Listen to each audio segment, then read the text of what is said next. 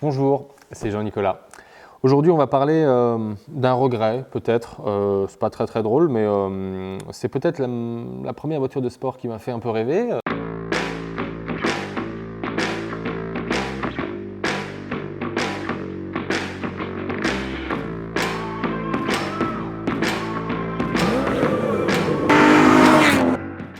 C'est mon père qui l'avait acheté. J'étais petit, hein, j'étais à l'école primaire encore. Ça remonte, ça doit faire plus de 20 ans. Et puis, c'était une Porsche 911 T 2,4 litres, année 73 ou 74, j'ai un petit doute.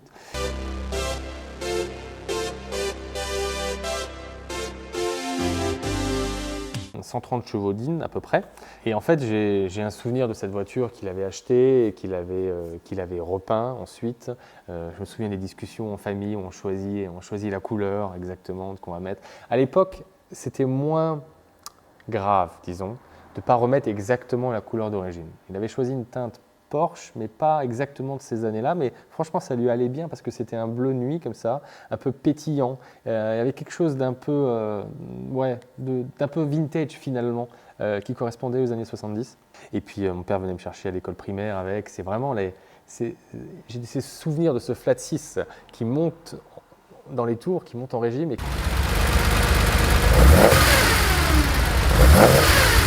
Qui finalement ne va pas très vite parce qu'il n'y a que 130 chevaux et qu'en fait c'est une coccinelle un peu écrasée avec un 6 cylindres derrière, un crapaud, mais sur la face avant. Mais en fait c'était vraiment sympa, ça me donnait des sensations. Ouais. Et puis je me souviens de l'odeur, le bruit.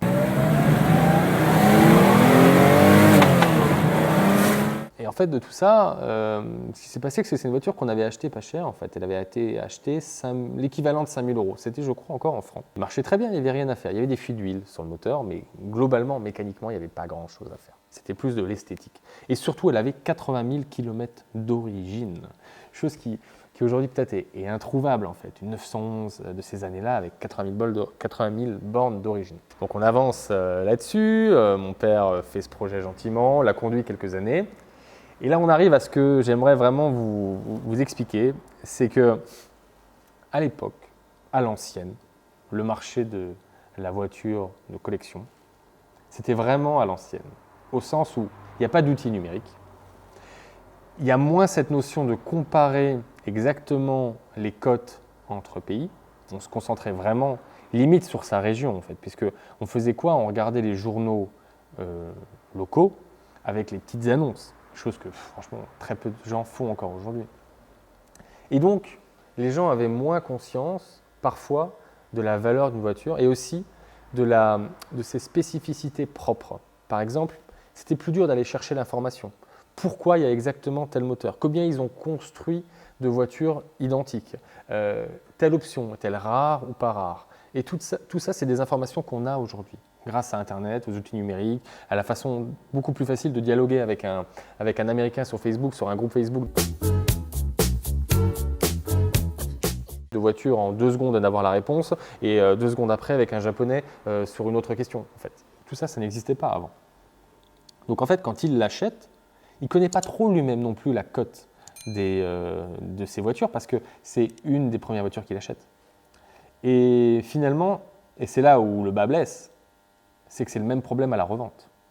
C'est qu'à la revente, quand on ne sait pas exactement ce qu'on a, quand on ne sait pas la particularité de sa voiture, c'est-à-dire 80 000 bornes d'origine, une voiture pas rouillée, en super état, en fait, on revend suivant ce qu'on a peut-être vu un jour dans les petites annonces, suivant ce qu'on nous a peut-être dit dans un club de voitures, sur un rassemblement, etc.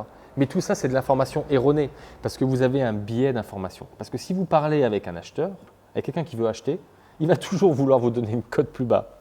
Si vous parlez avec quelqu'un qui possède déjà la voiture et qui veut la vendre, il va toujours vous la tirer vers le haut en vous disant que c'est une voiture extraordinaire, que ça vaudra des millions un jour, etc., qu'il y a tel palmarès sportif, je ne sais pas quoi.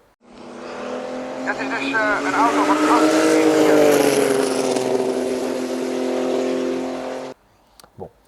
Et bien en fait, quand on est là-dedans, imaginez-vous un monde un peu préhistorique, sans Internet, sans rien, sans digital, sans numérique et avec un accès à l'information beaucoup plus difficile. Vous n'avez pas 36 000 solutions. Et en fait, mon père n'a pas fait les recherches qu'il faudrait faire, je pense, sur la valeur de cette voiture à l'époque. Moi, je me renseigne à mort lorsque je choisis une voiture. Là, je sais exactement combien d'exemplaires ont été produits sur celle-là. Sur celle-là, c'est pareil. Il faut comprendre la dynamique de marché, comprendre ce qu'on achète, comprendre ce qu'on vend, à qui on le vend et pourquoi on le vend et à quel prix on va pouvoir le vendre. J'adjuge 135 000, 135 000 contre... Voulez-vous 136 000 Adjugé.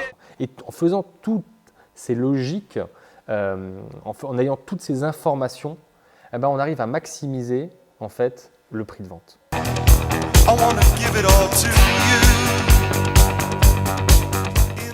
Et ça n'a pas été fait et ça a été revendu 10 000 €.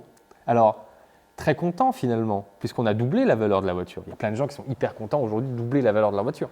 Sauf que ça, c'était ne pas comprendre que la 911 classique avait, parce que ça, en fait, c'est comme ça qu'elle s'appelle, les 911 des années 70, on l'appelle les 911 classiques.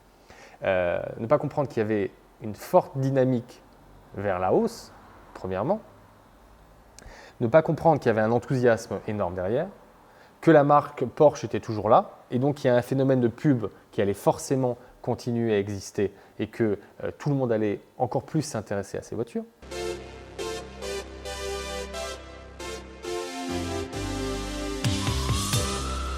Ne pas comprendre qu'une voiture qui a 80 000 bornes d'origine, c'est d'une certaine manière une pépite pour ces années-là, j'entends, hein, bien sûr, hein, une voiture plus récente à 80 000 bornes, c'est un autre sujet. Et que du coup, ça la classe dans une catégorie différente. Alors, bien sûr, ce n'est pas une S, ce n'est pas une RS, etc. Et ça, c'est des choses, des concepts de base simples qui étaient déjà compris et que tout le monde comprend. Mais il faut aller plus loin que ça. Il faut comprendre que telle ou telle spécificité de la voiture, alors, allez pas me dire qu'une option toit ouvrant, ouais, je suis sûr qu'il y a des contre-exemples, mais allez pas vous dire que voilà, ça va changer fondamentalement la spécificité et la valeur de revente d'une voiture. Mais il y a des choses qui font une différence. Allez, un exemple complètement différent. Une voiture de collection sans clim et avec clim, aux États-Unis, en Floride par exemple, où il fait hyper chaud, ça fait une différence fondamentale. Ce que je veux, c'est qu'en fait, ce soit cette dynamique-là que vous essayez de voir. Et donc voilà, du coup, cette Porsche-là, ça a été vendu bien vendu. On a fait 1 x 2, c'est cool. Donc non, je pense que c'est bien. Mais la grosse partie du pactole a été ratée. Et aujourd'hui, je pense qu'elle aurait coté facilement 40 à 50. Vraiment facile. Je ne pense pas qu'elle aurait été dans les 60, 70, peut-être un peu extrême, surtout que le marché Porsche est en train de descendre un peu là en ce moment, mais facile. Donc en gros, il y a 1 x 10 qui a été raté.